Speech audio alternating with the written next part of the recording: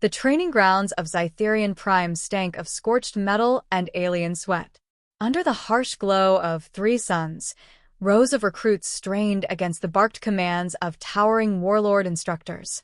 Most were reptilian brutes bred for war or insectoid tacticians hatched for conflict.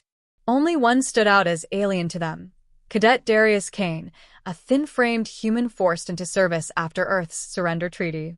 His pale skin and lean muscles looked fragile compared to the sinewed giants around him, and the sneers from every direction reminded him he did not belong. The Warlords never missed a chance to belittle him. Gorith, a hulking reptile with scaled fists the size of boulders, bellowed across the training yard whenever Darius stumbled. Vrixel, a clicking insectoid with serrated mandibles, hissed insults in between drills, mocking him for needing water after every exertion. Thorak, the four-armed giant, often lifted him off the ground as easily as one would a toy, laughing as Darius scrambled helplessly in the dirt. The word human became a slur, whispered and shouted alike, a reminder that he was considered the weakest of the weak. Despite the mockery, Darius refused to bow. Each insult cut deep, but he swallowed the bitterness and answered it with silence. He forced himself through the obstacle courses, through endless combat simulations, through sparring matches that left his ribs cracked and his knuckles raw. His failures were numerous, but his will to return each morning unsettled even those who ridiculed him most. He told himself that survival was victory enough, but in the quiet of his bunk, when the lights dimmed and the laughter of the aliens echoed in his memory, he admitted the truth: he wanted to prove them wrong. The Warlords saw his determination as stubborn foolishness. They valued raw strength, not resilience. During one trial in the central arena, Gorith knocked him across the sand with a single blow, sending him sprawling in front of the assembled recruits. Dust clogged his throat as the crowd roared with laughter. Thorak leaned over him, 2 arms pinning him down while another lifted his head by the chin. "Is this what Earth breeds? Fragile bones and soft blood," he jeered. The laughter rose like a storm, carrying with it a cruelty that twisted in Darius's gut. For a moment, Darius wanted to stay down, to let the jeers wash over him. Yet something hot and stubborn flared in his chest. He forced himself back onto his feet, staggering, bruised, but standing. The crowd quieted slightly, surprised at his refusal to yield. Darius did not strike back. He could not against monsters bred for violence, but he met their eyes with a glare that said he would not be broken. Gorith sneered, shoved him back into the sand, and the laughter erupted once more. In the upper tiers of the arena, a shadowed figure observed. One of the instructors, an old alien veteran with scarred carapace plates, tilted his head as he studied the human boy. While the others jeered, he remained silent, noting the way Darius refused to stay down even when defeat was inevitable. There was a stubborn fire there, something the Warlords dismissed too quickly. He muttered in his own tongue, a phrase that roughly translated to, "The smallest spark burns longest." No one heard him. That evening, the jeering continued in the mess hall. Trays of alien rations clattered as recruits shoved him aside, stealing his portions, mocking his attempts to eat with utensils too large for human hands. Darius clenched his fists but said nothing, the sting of shame burning hotter than hunger. He walked out into the cold night air of Cytherian Prime, staring up at the jagged moons that hung in the sky. He whispered to himself, so quietly the wind nearly carried it away. "One day you'll see." The next morning, whispers stirred among the recruits. Rumors of a new arrival spread quickly through the barracks and training yards. Some claimed the High Warlords had summoned an assassin from another galaxy. Others said Earth had sent another conscript to replace the human failure already here. Most laughed at the idea. What could Earth possibly offer but more weaklings? The instructors themselves mocked the possibility. Perhaps another lamb for slaughter. One sneered, eliciting guttural laughter from his peers. Darius overheard the rumors and felt a cold knot form in his stomach. The idea that Earth had sent someone else, another boy to share his humiliation, filled him with dread. Yet beneath that dread, something else stirred, a faint, fragile hope he could not name. That afternoon, The warlords gathered the recruits into formation, their voices echoing across the arena. One of the commanders raised a clawed hand and announced that a new operative had indeed been deployed to Sci-Fi Prime. His tone dripped with mockery. "Another human," he said, sneering at Darius. "Perhaps your planet grows them in weak clusters." Laughter rolled across the ranks once again, cruel and unrelenting. Darius forced himself to stand tall, though his heart pounded in his chest. He did not know who this operative was or why they had been sent. All he knew was that the warlord's eyes burned with fresh contempt, and his humiliation seemed destined to deepen. Still, he clenched his fists, refusing to let them see his fear. Far above the arena, cloaked in secrecy, a vessel descended through the smog of Scytherian skies. Inside it sat a man whose name the warlords did not yet know, but whose shadow would soon eclipse every jeer and every insult hurled at Darius Kane. The crowd's laughter echoed, cruel and unrelenting, but beneath it pulsed the silent promise of change, as if the galaxy itself were holding its breath. And Darius, bruised and mocked, whispered to himself again, "One day, you said." The days that followed were filled with restless murmurs. Rumors slithered through the barracks like smoke, changing shape with every telling. Some claimed the High Warlords had brought in a mercenary to expose the human recruits' worthlessness once and for all. Others insisted that Earth, desperate to save face, had sent an officer from its long-whispered Black Ops division. Darius listened but kept his doubts close. He had heard the legends before, stories of ghost soldiers who could dismantle armored beasts with knives, infiltrators who vanished into the dark without a trace. But those were myths, meant to comfort a broken people after surrender. No one truly believed in them. Even so, the warlords could not resist taunting him with the tales. Goreth loomed over him in the training yard, laughing as he twisted a steel bar into a knot.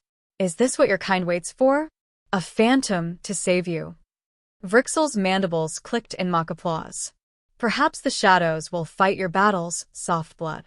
Darius gritted his teeth, forced himself not to answer, and kept to his drills.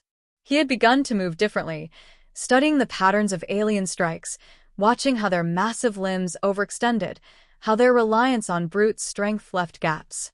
His body was battered, his lungs burned, but he endured, driven not by hope of victory, but by the refusal to give them the satisfaction of breaking him. The mockery reached its peak during a sparring session when Thorak lifted him by the collar before the entire squad, holding him high above the sand. "This is Earth's legacy," the giant roared, shaking him like a rag. The crowd erupted in laughter, some pounding their fists against the arena walls in savage rhythm. Darius tried to wrench free, but his arms lacked the strength. He could only glare, jaw clenched, as though the weight of his stare alone could pierce the alien's hide. Thorak dropped him hard, and he landed with a jolt that rattled his spine. As the crowd howled, he pressed his palms into the dirt and forced himself upright once more, his chest heaving but unbowed. That night, alone in the dim quarters where the recruits slept, Darius sat awake long after the others had drifted off. He studied his bruises under the flickering light, his thoughts circling back to the rumors. If there truly was a Black Ops operative here, why? Earth had signed its surrender. Humanity was a subjugated species, its soldiers scattered, its fleet dismantled. What purpose would a shadow warrior serve on Sci-Fi Prime? The questions gnawed at him, until finally exhaustion dragged him under. The answer came the next day. A ripple spread through the training compound when the vessel descended, black and angular, cutting through the planet's smog like a blade. The warlords assembled to greet it, their mocking anticipation palpable. Recruits gathered at the arena's edge, craning their necks for a glimpse of the rumored operative. Darius pushed his way through the crowd, heart hammering, eyes fixed on the descending craft. The hatch opened with a hiss, and a man stepped down. He was human, unmistakably so, yet unlike any Darius had ever seen. His frame was lean but corded with muscle, movements precise and economical, as though every gesture was measured for efficiency. Scars crisscrossed his face and arms, each a story carved in flesh. One eye gleamed faintly metallic, a cybernetic implant that whirred softly as it adjusted. He wore no ornate armor, only dark tactical gear that seemed to absorb the light around him. The warlords chuckled at the sight, unimpressed, mistaking simplicity for weakness. Darius froze. Recognition struck him like a blow. The lines of the man's jaw, the set of his shoulders, the way his gaze swept the crowd with quiet authority, he knew them all. He had seen them once, long ago, in a home before the warlords came. The operative was his father, Commander Nathan Kane. The revelation burned through him, a mix of shock, relief, and something heavier he could not name. His father, the man he thought lost to Earth's hidden wars, stood alive on Sci-Fi Prime. He had not come as a ghost of myth, but as living proof that humanity's strength had not been extinguished. Yet Nathan's expression was unreadable. He did not look at Darius with recognition or warmth. His gaze passed over him like it passed over everyone else, cold and detached, a predator assessing a field of prey. The warlords wasted no time in voicing their scorn. "Is this the savior of Earth?" Gorth roared, pounding his chest with scaled fists. "An old man with scars and toys?" Vrixel hissed in amusement, his mandibles clicking like laughter. "Perhaps his bones will snap even faster than the boys." Even Thorax smirked, arms folded, as if the outcome were already decided. Nathan said nothing. He simply walked past them, boots silent against the metal floor, eyes scanning the training grounds. His movements carried a weight the recruits could not name, something more unnerving than bravado. He stopped at the edge of the arena and folded his arms, observing in silence. The laughter faltered slightly, replaced by a ripple of unease, though none would admit it aloud.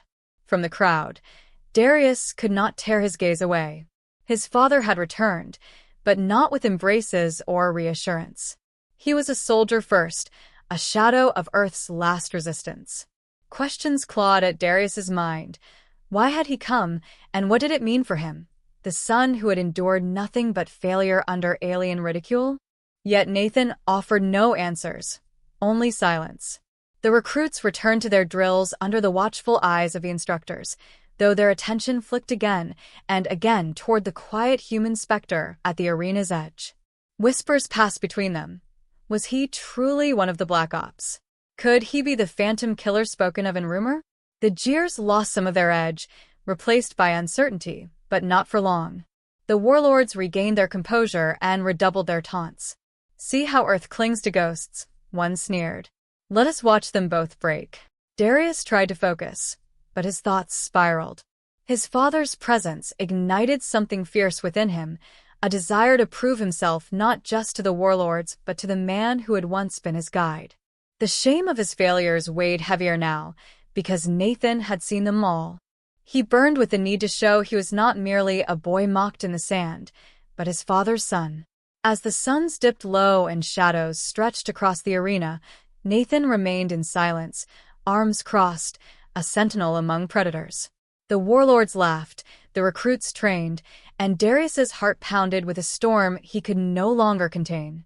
The conflict that had begun with mockery had sharpened into something deeper, something personal. He was no longer fighting only to endure the warlord's scorn. He was fighting to be seen, truly seen, by the man who had returned from Earth's shadows.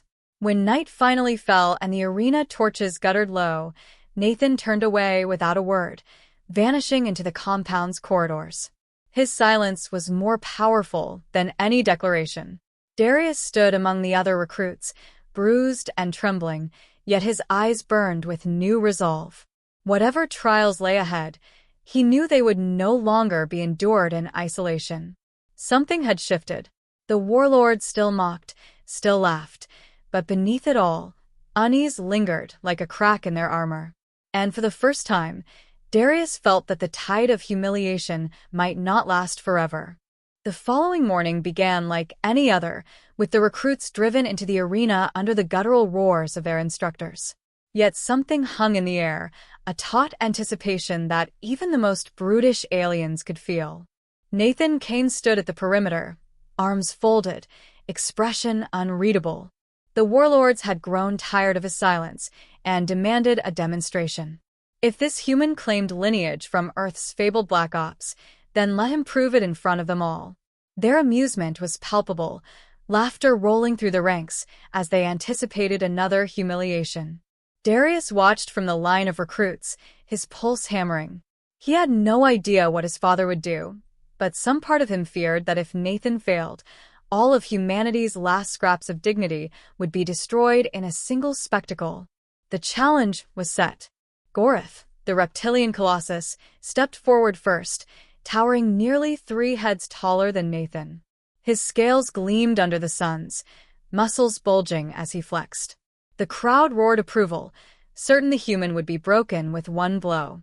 Gorith stomped into the arena, shaking the ground beneath him, and bared jagged teeth. Nathan merely removed his gloves, flexing his scarred hands. His face betrayed neither fear nor arrogance. When the signal sounded, Gorith lunged, a blur of brute strength. The crowd expected Nathan to be crushed beneath the reptile's mass, but instead the older man pivoted, sidestepped with fluid precision, and struck once at the base of Gorith's neck.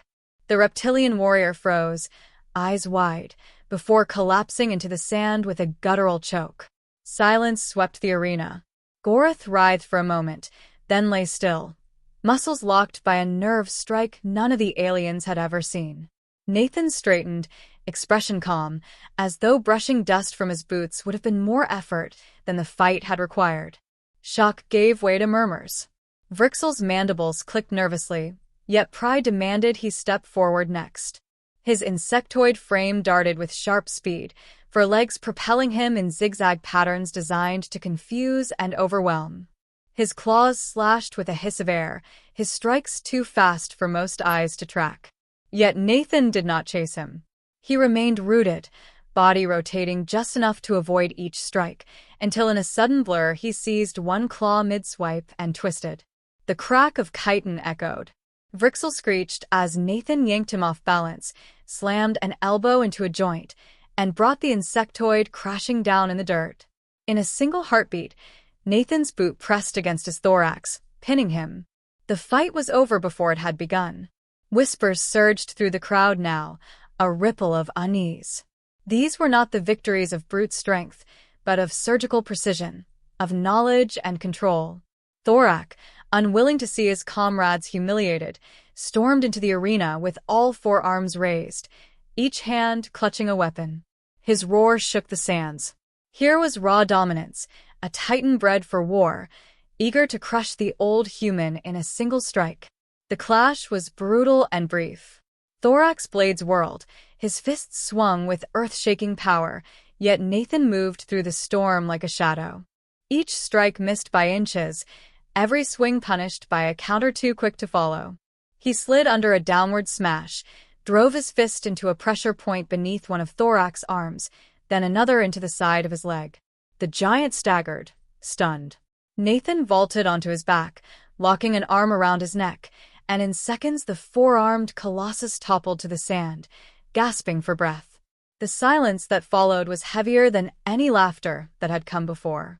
The warlords who had mocked him now shifted uneasily, their eyes narrowed, their pride wounded. A human, the same species they derided as frail, had dismantled their finest warriors with almost casual efficiency. None of it had been showy. Nathan had not fought for spectacle, but for results. Every movement was sharp, calculated, the work of a man who had spent decades surviving impossible wars. His very presence unsettled them. Darius stood among the recruits, stunned. He had always believed the legends were exaggerations, bedtime stories told by desperate survivors. Yet here was the truth before him. His father was every shadow whispered about in alien barracks, every phantom assassin in hushed stories told to frighten recruits. The Black Ops were real, and his father was one of them. Pride surged within him, mingled with a deep ache. For all his resilience, all his stubborn endurance, he felt like a child again, dwarfed by a man whose very existence bent the course of battles. Later, when the arena had emptied and the whispers still filled the compound, Nathan finally sought his son. They stood alone in a shadowed corridor, the silence between them thicker than armor. Darius opened his mouth to speak, but found no words. Nathan's gaze held him steady, sharp as a blade, unblinking. "Pain has made you endure," his father said at last, voice graveled with age and war. "But endurance is not enough. You survive, but you do not fight. That ends now." His words were not comforting, but they burned into Darius's chest with undeniable force. He reached into a pouch and withdrew a simple blade, balanced and unadorned, its edge honed to perfection. He placed it in Darius's hand. Strength is not about size. It's about knowing where to strike, when to move, when to hold still. Every monster bleeds. Every fortress has a crack. You will learn this, or you will die mocked and broken. Darius swallowed hard, gripping the weapon. His father's eyes bored into him, not with love but with demand. There was no room for weakness in those eyes, only the expectation that his son would rise or be forgotten. The weight of the blade felt heavier than iron, not because of its metal but because of what it represented. Training began in secret. Nathan corrected every stance, punished every hesitation, forced Darius to confront not only his lack of skill but the fear beneath it. He taught him how to read an enemy's movements, how to let arrogance create openings, how to endure not for survival but to strike at the precise moment of vulnerability. Each night, when the others slept, Darius and his father moved like shadows in the dark, steel whispering against air, fists striking until they were raw. The boy who had once been thrown into the sand again and again began to move differently. His eyes sharpened, his footing steadied, his breath grew measured. Bruises still came, but each one carried a lesson, and each lesson forged something stronger inside him. The time came too soon. Another challenge was called in the arena. The recruits gathered, expecting the familiar spectacle of Darius's humiliation. The Warlords sneered, their laughter rising once more. Darius stepped forward, scars of training still fresh, the blade his father had given him hidden within his grip. This time, when he faced Gorith, his heart did not tremble. He stood taller, his gaze locked, the echoes of his father's voice steady in his mind. He was no longer there to endure. He was there to fight. And as the crowd roared, expecting another fall, silence cut through Darius's fear. He breathed, balanced, and waited for his chance. "You said." The arena brimmed with anticipation, its tiers crowded with recruits and instructors eager to witness another human humiliation. The suns beat down on the sand, scorching and merciless, yet Darius stood steady at the center, no longer the fragile figure he had once been. Gorith, towering and snarling, advanced with the same arrogance as before, his claws flexing, his tail lashing behind him in anticipation of an easy kill. The crowd shouted and jeered, already savoring the spectacle. But when Gorith lunged, Darius did not stumble. He sidestepped, sharp and precise, and the reptile's strike tore only air. A hush fell, brief but undeniable. Gorith snarled and came again, faster, his bulk crashing forward. This time Darius struck, not with brute force but with the edge of precision, the lessons drilled into him by Nathan Kane etched into every motion. His blade kissed scales at a seam near the creature's ribs, drawing a shallow line of blood. It was not a killing blow, but it was proof. The crowd gasped, a sound Darius had never before earned. For the first time, his defiance carved more than survival. It carved respect. The fight continued, Gorith hammering at him with rage, Darius weaving through each strike with calculated agility. Sweat poured down his back, his lungs burned, but his eyes never wavered. He remembered his father's words, "Every monster bleeds. Every fortress has a crack." He found them now, in the way Gorith's balance faltered after overcommitting, in the way his anger clouded his precision. Darius pressed strike by strike, not overwhelming but unyielding. At last, Gorith staggered, his blood dripping into the sand, and though the giant did not fall, he no longer laughed.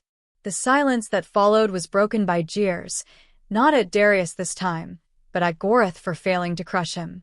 The tide was shifting ever so slightly. Yet before it could settle, Nathan stepped into the arena. His shadows stretched long against the sands as he faced not the recruits, but the warlords themselves. His voice carried across the amphitheater, cold and commanding. Enough games. You mock humanity as weak, yet you stand behind brutes and beasts. Face me yourselves, and see what Earth truly breeds. The warlords bristled. Their pride stung. One of the instructors, a scarred beast with talons longer than daggers, leapt down into the arena with a guttural snarl. His stature dwarfed Nathan's, his armor etched with the victories of countless campaigns. The crowd erupted in savage approval, certain the human's arrogance would be punished. Nathan simply rolled his shoulders, loosening his stance, his eyes unblinking. The clash was swift and merciless. The warlord attacked with blinding ferocity, talons slashing, strikes crashing like thunder. Nathan did not retreat. He flowed through the assault like a shadow given flesh. Each blow missed by inches, each strike answered with ruthless counters. He drove his fist into soft joints, struck nerves with surgical precision, and within moments the towering instructor lay broken in the sand, gasping in disbelief. The crowd, stunned into silence, could not deny what they had witnessed. One man, one human, had dismantled the very embodiment of their martial pride. Nathan's gaze swept the arena. His voice, low but sharp, cut through the silence. Mock my son, mock my people, but never forget this. Earth does not kneel. We endure and we strike. And when we strike, we do not miss. His words carried the weight of prophecy, searing themselves into the minds of every recruit present. Darius watched, his chest swelling not with envy but with resolve. The lesson was not that he could never match his father. It was that he carried within him the same blood, the same fire. The humiliation he had endured had not been wasted. It had been the forge. His father had shown him that strength was not measured in size, but in resolve sharpened by knowledge. The warlords, though seething, could no longer dismiss him. Their sneers faltered, their laughter silenced. Darius stood taller, scars and sweat marking him as more than prey. He was no longer the boy mocked in the sand, but a warrior in his own right, tempered by both pain and discipline. His victories were not yet complete, but the path was carved. When the day's trials ended and the recruits dispersed in restless murmurs, Darius lingered in the arena's shadow. Nathan approached, his presence heavy, his eyes as sharp as ever. For a moment they said nothing, the silence filled with everything unspoken. Then Nathan's voice came, quieter than before, yet firm. You're not finished. You never will be. But today, you proved something they will never forget. He placed a hand on his son's shoulder, not tender, but steady, an anchor in shifting tides. Now you are ready. Darius swallowed, his throat tight, but he met his father's gaze without flinching. He understood. The warlords might still scorn humanity, but their certainty had been cracked. The recruits would whisper of the day the human boy stood unbroken, and the human ghost shattered giants. The legend of Earth's weakness had begun to unravel, thread by thread. As the sun set and shadows bled across Sci-Fi Prime, the whispers grew louder, carrying beyond the compound, spreading into the night. They spoke of a ghost returned from Earth's ashes, of a son who refused to fall, of a people who might yet rise again. The warlords had tried to make a spectacle of humiliation, but instead they had kindled something far more dangerous, respect laced with fear. And in the silence of his quarters, Darius allowed himself the smallest of smiles. He was no longer alone in his fight. The galaxy had seen what humanity could do. The warlords might still rule, but the first cracks had appeared in their empire's armor. Tomorrow would bring new trials, new scorn, perhaps even deadlier enemies. But tonight, for the first time, he felt the weight of destiny press upon him not as a burden, but as a calling. The recruits would remember the name Kane, and the warlords, for all their power, would never laugh at Earth again.